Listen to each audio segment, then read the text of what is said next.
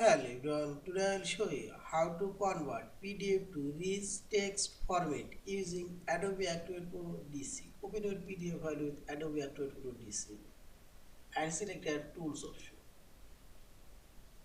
And here you will find this Export PDF option. Select. Now select a More Format option. And this is rich text format already selected. Now click the Setting option. Here you can change written page layout.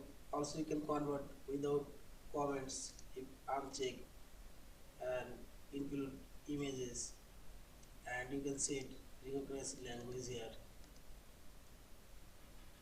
Okay, now select OK and finally select export and choose your save folder location and select save. Wait for a few seconds and see this text format now created.